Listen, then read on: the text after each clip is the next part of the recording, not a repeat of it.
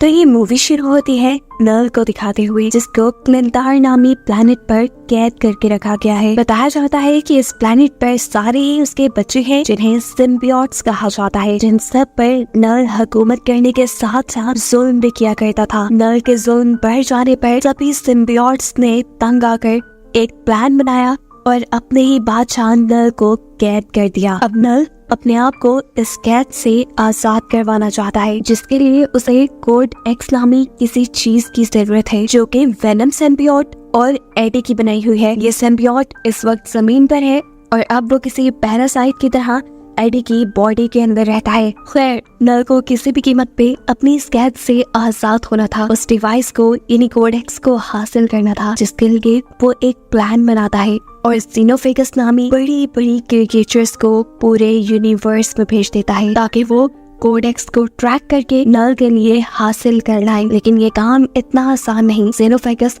Code x को तभी track कर पाएंगे जब वेनम सिम्बियोट पूरी तरह से एडी की बॉडी को अपने कंट्रोल में लिए होगा। अब सीन कट होकर हमें एडी को दिखाया जाता है, जो एक बाहर में बैठा किसी से बातें कर रहा था। अचानक उसके पीछे कोई पोर्टल ओपन हुआ, जो पोर्टल उसे अपने अंदर खींच के ले गया और मालूम हुआ कि वो अब एक दूसरे यूनिवर्स में पहुंच चुका है। इस यूनिवर्स में भी है वो इस वक्त प्लेनेट अर्थ पर ही, और एक शॉकिंग बात उसे ये पता चली है कि पूरी दुनिया उसे और उसके वेनम सिम्बियोट को ढूंढ रही है। लेकिन यहाँ पर एडी और वेनम ये फैसला करते हैं कि वो न्यूयॉर्क जाएंगे और एक खास आदमी को ब्लैकमेल करेंगे, जो इस सारी सिचुएशन से उनको बाहर निकाल सकता है। अब इससे पहले कि ये लोग इस शहर से निकल पाते, ये दोनों देखते हैं कि कुछ लोगों ने मासूम डॉग्स को पकड़ा हुआ था, जिन्हें वो फाइटिंग कंपटीशन के अंदर लेकर जाने वाले थे। ऐसे इन डॉग्स की जान खतरे में थी और इन डॉग्स को बचाने के लिए एडी और वेनम सिम्बियोट इन लोगों से लड़ने लग जाते हैं। वेनम सिम्बियोट के लिए इन आम इंसानों से लड़ना कोई बहुत ज्यादा मुश्किल नहीं था। उसने बड़ी आसानी से सभी लोगों को अपने कंट्रोल में कर लिया और आखिर में इन सब के सर पे खा लिए, जिसके बाद फाइनली इन दोनों ने उन गुंडों के चुंगल से डॉग्स को भी आजाद करवाया और अब ये तैयार थे न्यूयॉर्क जाने के लिए। अब रास्ते में देखने को मिलता है कि वेनम सिम्बियोट ने एडी की बॉडी के ऊपर पूरी तरह कंट्रोल लिया हुआ था, जिसकी वजह से उसके आसपास मौजूद xenophagus को उनकी लोकेशन के बारे में पता चल जाता है। यही से सीन कट होकर हम एरिया 51 को देखते हैं, जो एक अंडरग्राउंड फैसिलिटी है। इस फैसिलिटी के अंदर देखने को मिलता है कि एक लेडी साइंटिस्ट ने बहुत से सिम्बियोट्स को कैद करके रखा हुआ था, जो काफी अर्सा पहले वेनम सिम्बियोट के साथ ही यहाँ जमीन पर आए थे। यही लेडी साइंटिस्ट के साथ हम रेक्स नामी एक सोल्जर को भी देखते हैं, जो सिम्बियोट्स के ऊपर ही स्टडी करने के लिए यहाँ आया था और वो ये जानना चाहता था कि आखिर क्यों ये सिम्बियोट्स दुनिया पे आए थे और वो दुनिया से यानी अर्थ से चाहते क्या है। लेडी साइंटिस्ट रेक्स को सिम्बियोट्स के बारे में बताने लगती है, जो किसी पैरासाइट की तरह किसी दूसरी क्रिएचर के साथ रह सकते हैं। और इस टाइम लेडी साइंटिस्ट किसी ऐसी क्रिएचर की तलाश में है जिनके साथ ये सिम्बियोट्स अपना अच्छा रिलेशन बना ले, लेकिन अभी तक वो इस मिशन में कामयाब नहीं हुई। यहीं पर अब लेडी साइंटिस्ट को खबर मिलती है कि उन्हें एक ऐसा आदमी मिला है जिसका ऑलरेडी सिम्बियोट से काफी अच्छा रिलेशन है, लेकिन यह आदमी उनके साथ कोई कोऑपरेट नहीं कर रहा, यानी उन्हें कुछ सिम्बियोट्स के बारे में ज्यादा इन्फॉर्मेशन नहीं दे रहा, उनसे बात नहीं कर रहा। मालूम होता है कि ये आदमी सिम्बियोट्स के बारे में बात इसलिए नहीं कर रहा क्योंकि जिस सिम्बियोट के साथ उसने अपने आप को सिंक किया था, उस सिम्बियोट ने उसे मरने के लिए अकेला छोड़ दिया। यहाँ पर लेडी साइंटिस्ट इस आदमी को एक और सिम्बियोट देती है सिंक करने के लिए, यानी अपने साथ रिलेशन बनाने के लिए, और साथ ही उसे ये भी बताती है कि ये सारे के सारे सिम्बियोट एक नल नामी क्रिएचर के बच्चे हैं और कैसे अपनी बेहिसी के चलते नल इन सारे सिम्बियोट्स को मारना चाहता था, लेकिन इन सारे सिम्बियोट्स ने बगावत की और मिलकर नल को ही कैद कर दिया और खुद वहां से आजाद हो गए। नल अब अपनी उस कैद से आजाद होना चाहता है, जिसके लिए उसे कोड एक्स की जरूरत है। समझ लो वो कोड एक्स उसकी जेल की चाबी है और वो कोड एक्स इन्हीं सिम्बियोट्स में से किसी एक सिम्बियोट ने बनाया है। लेकिन जितने सिम्बियोट यहाँ मेरे पास है, इनमें से किसी के पास भी कोड एक्स नहीं, और उसी कोड एक्स को लेने के लिए नल ने बहुत सारे xenophagus अब अर्थ पे यानी दुनिया में भेजे हैं। इधर हमें तो पता है कि वो कोड एक्स है वेनम सिम्बियोट और एडी के पास। अब सीन दोबारा वहीं पे शिफ्ट होते हैं जहां हमने देखा था कि सफर करते हुए वेनम सिम्बियोट ने पूरी तरह एडी की बॉडी पे कंट्रोल ले लिया था और उसी की वजह से एक जेनोफेगस ने उन्हें ट्रैक भी कर लिया। वो अब उनसे जैसे ही कोडेक्स लेने के लिए उनके पीछे आता है तो यहाँ हमें मूवी का एक बहुत ही जबरदस्त शॉट दिखाया जाता है जिसमें वेनम सिम्बियोट और एडी का सामना हो रहा है जेनोफेगस से, और ये लोग प्लेन के ऊपर लड़ रही है। इनकी लड़ाई ये ज्यादा देर चल नहीं पाती क्योंकि जेनोफेगस प्लेन के इंजन में आकर मारा जाता है। लेकिन अब इस इंसिडेंट से एक अच्छी चीज ये हो गई थी कि वेनम सिम्बियोट होशियार हो गया था। वो ये जान गया था कि जब भी वो एडी की बॉडी पर पूरी तरह कंट्रोल करेगा उसे कोई ना कोई जेनोफेगस ट्रैक कर लेगा, इसलिए अब उसने एडी की बॉडी को कंट्रोल करने से अवॉइड करना शुरू कर दिया है। और ये बात उसने खुद एडी को भी बता दी है। ये कहते ही उसने एडी को प्लेन से नीचे फेंक दिया और उसे बचाने के लिए खुद किसी पैराशूट की तरह उसके ऊपर की तरफ उड़ने लगा। अब एडी को तो ज्यादा कुछ पता नहीं था कि वो क्रिएचर जिसने उसके ऊपर हमला किया वो कौन है और आखिर वो चाहती क्या है। यहाँ पर वेनम सिम्बियोट उसे बताता है कि वो क्रिएचर जेनोफेगस है जिसे नल ने भेजा है। असल में नल कोड एक्स लेना चाहता है जो उसके जेल की चाबी है जो हम दोनों ने मिलकर बनाई है, और अगर हम दोनों में से कोई भी मर गया तो वो चाबी खत्म हो जाएगी। एडी कंफ्यूज था कि उसने कोई कोडेक्स कब तैयार किया। तब वेनम सिम्बियोट उसे सारी पुरानी कहानी सुनाता है जहाँ पर उन्होंने कोडेक्स को क्रिएट किया होगा। अब यहाँ इन्हें बातें करते हुए देख लेते हैं रेक्स के आदमी यानी सोल्जर्स जो असल में किसी ऐसे ही सिम्बियोट को ढूंढना चाहते थे जिसने किसी इंसान के साथ लिंक बनाया हो और उससे वो बातें कर सके और जान सके कि आखिर उनके दुनिया पे आने का मकसद क्या है। एडी खुद इतना ज्यादा ताकतवर नहीं था लेकिन जैसे तैसे करके उसने इन सोल्जर से बचने की कोशिश की और अपने आप को बचाने के चक्कर में उसने गलती से एक सोल्जर को भी मार दिया।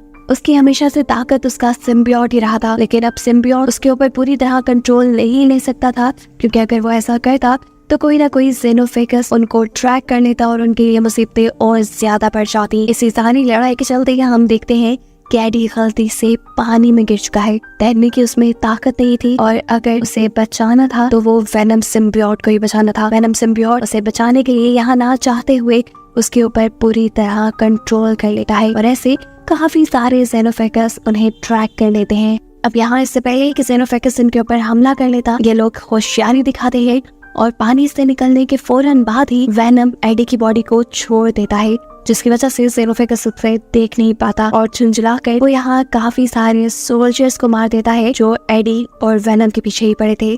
एडी तो मौका पाकर यहाँ से भाग चुका था लेकिन पैदल वो कितना भी आगे जाता। यहाँ उसकी किस्मत उसका साथ देती है और उसे एक फैमिली मिल जाती है जो रोड ट्रिप पर निकली हुई थी। वो फैमिली एडी को लिफ्ट दे देती है और बताती है कि ये लोग एरिया 51 पर रुकने वाले हैं क्योंकि इन्हें बहुत सारे एलियंस को किन्हीं सिम्बियोट्स को देखना है। एडी भूखा था। ये फैमिली एडी को खाने के साथ साथ जूते भी देती है क्योंकि एडी के पास इस टाइम जूते भी नहीं थे। रास्ते में ये फैमिली फाइनली एडी को लॉस वेगस छोड़ चुकी थी। हम यहाँ पर आकर एडी अपनी एक पुरानी फ्रेंड से मिलता है जो कि एडी के वेनम वाले रूप से बहुत ही ज्यादा इम्प्रेस थी और उन्हें खुश करने के लिए या मजबूरन उनके स्टार्ट करने पर वेनम को एडी की बॉडी पर कंट्रोल लेना पड़ता है, जिसके बाद ये दोनों यहाँ पे डांस करते हैं और इनके इस हैप्पी मूवमेंट का नतीजा ये निकलता है कि बहुत सारे जेनोफेगस उसे ट्रैक कर लेते हैं। अब इससे पहले कि यहाँ पर ही लड़ाई शुरू हो जाती वेनम एक और मर्तबा अक्लमंदी दिखाता है और एडी की बॉडी को छोड़ देता है जिससे सारे जेनोफेगस कंफ्यूज हो जाते हैं। एक तो अच्छा काम हो गया लेकिन जैसे एडी की मुश्किल कम होने भी नहीं आ रही। यहाँ पर मालूम हुआ कि लॉस वेगस के अंदर भी रेक्स ने एडी को देख लिया है। बस फिर क्या था, रेक्स और उसकी पूरी टीम ने एडी को पकड़ लिया। उन्होंने एडी और उसके वेनम सिम्बियोट को अलग कर दिया और फिर जब एडी की आँख खुली तो वो एरिया 51 के अंदर था। यहाँ एडी के साथ एडी की ही जैसे एक और इंसान जिसे कैद किया गया था जिसका एक सिम्बियोट के साथ रिलेशन भी था, वो एडी को बताता है कि नल जो इन सभी सिम्बियोट का किंग है वो पागलों की तरह एडी और वेनम सिम्बियोट को ढूंढ रहा है और ये खबर तो पहले से ही एडी को थी। यहाँ पर हम देखते हैं कि रेक्स जो कि एक सोल्जर है वो बहुत ही ज्यादा खुश है क्योंकि एडी और वेनम सिम्बियोट का रिलेशन अभी तक काफी अच्छा है और उसे एडी की मदद से काफी सारी इंफॉर्मेशन मिल भी सकती है। वो अब इस जगह का सारा कंट्रोल अपने हाथ में ले लेता है और यहाँ मौजूद साइंटिस्ट को भी यहाँ से चले जाने को कहता है। अभी तो उसे एडी से पुराने बदले भी लेने थे। एक तो पिछली मरतबा रेक्स के हाथ नहीं लगा था ऊपर से उसने नेक्स्ट के कई बंदे भी मार दिए थे, जिनका बदला लेने के लिए वो एडी को एक मर्तबा बाहर निकालकर उसे शूट करने की कोशिश करता है। लेकिन एडी की किस्मत अच्छी थी यहाँ पर, क्योंकि वेनम एक और मर्तबा उसे बचाने के लिए यहाँ आ गया। लेकिन अब सवाल तो ये है कि वेनम सिम्बियोट को तो इन लोगों ने कैद कर दिया था, तो वो यहाँ आया कैसे? असल में वेनम जानता था कि रेक्स एडी के साथ कुछ ना कुछ तो बुरा करेगा। उसका ख्याल रखने के लिए उसने यहाँ साइंटिस्ट के साथ अच्छा बॉन्ड कर लिया, जिस साइंटिस्ट को रेक्स फसूल में इस फैसिलिटी से निकालना चाह रहा था। बस उसी साइंटिस्ट की मदद से वेनम सिम्बियोट अपने जेल से आजाद हुआ और उसने अपने एडी को बचा लिया। लेकिन यहाँ सिचुएशन कंट्रोल में आने के बजाय इनके साथ और भी बुरा हो चुका था, क्योंकि एडी को बचाने के लिए वेनम सिम्बियोट ने उसके ऊपर कंट्रोल लिया था और ऐसे जेनोफेगस उसे ट्रैक करते हुए यहाँ आ गए। अब यहाँ पे मौजूद लेशर सिम्बियोट जो ये बात जानता था कि ये जेनोफेगस नल ने भेजे है और वो वेनम से कोड एक्स लेना चाहते हैं, वो इस सिम्बियोट को रोकता है, इससे लड़ता है और वेनम को यहाँ से भागने का मौका देता है, ये कहते हुए कि तुम चले जाओ और कभी नल को आजाद मत होने देना, यानी नल को कभी कोड एक्स मत देना। अब वेनम जानता था कि ये जेनोफेगस यहाँ पे मौजूद इंसानों को भी मार देगा उसे ढूंढते हुए, इसीलिए जाते हुए उसे साइंटिस्ट ने कहा कि यहाँ पर मौजूद सारे सिम्बियोट्स को खोल दो ताकि वो आप लोगों से रिलेशन बनाकर जेनोफेगस से आप लोगों को बचा ले।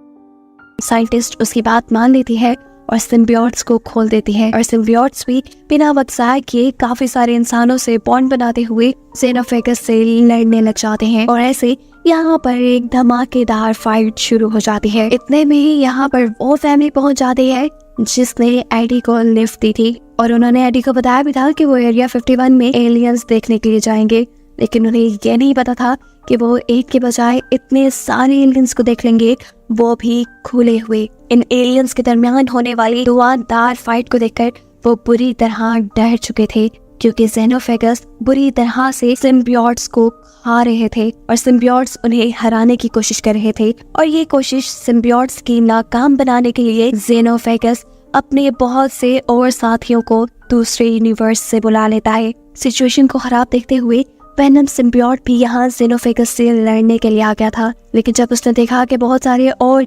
जेनोफेगस भी यहाँ आ चुके हैं और वो सिम्बियोट्स के साथ साथ इंसानों की भी लाइफ मुश्किल में डाल सकते हैं, तो उसने यहाँ पे एक बहुत ही मुश्किल और बहुत ही इमोशनल फैसला किया। वेनम सिम्बियोट एडी से कहता है, देखो इन सारे जेनोफेगस को कंट्रोल करने का सिर्फ एक ही रास्ता है, वो है हम दोनों में से किसी एक की मौत, जिसकी वजह से वो कोड एक्स तबाह हो जाएगा और ये लोग इस दुनिया से चले जाएंगे। एडी सबके लिए बिल्कुल तैयार नहीं था। एडी के फैसले का वेनम इंतजार नहीं कर सकता था, क्योंकि जिन एक दो जेनोफेगस को इन्होंने मारा था वो भी अपने आप को रीजनरेट कर रहे थे। इन सभी लोगों को बचाने के लिए और सिचुएशन को संभालने के लिए वेनम अपना एक बड़ा सा रूप दिखाता है और इन सारे जेनोफेगस को अपने में लपेटते हुए एक मशीन की तरफ बढ़ने लगता है, जो मशीन हाई टेम्परेचर की मदद से एलियंस को मारने के लिए बनाई गई थी और इसे एक्टिवेट करने का काम वेनम रेक्स को कहकर किया था। सारे जेनोफेगस के साथ साथ वेनम के भी उस मशीन में जाते ही रेक्स उस मशीन को एक्टिवेट कर देता है, जिसकी वजह से वहाँ एक बहुत बड़ा ब्लास्ट होता है और ऐसे जेनोफेगस के साथ साथ वेनम भी मारा जाता है और यहाँ काफी सारे लोग बेहोश हो जाते हैं, जिसमें एडी भी था। एडी को जब होश आया तो उसे ये मालूम हुआ कि उसका दोस्त यानी वेनम सिम्बियोट अब जिंदा नहीं बचा और ये सुनकर एडी उदास हो चुका था। उसे इस खबर ने भी खुश नहीं किया था कि अब एडी पर लगाए गए सभी झूठे सच्चे इल्जाम खत्म कर दिए गए थे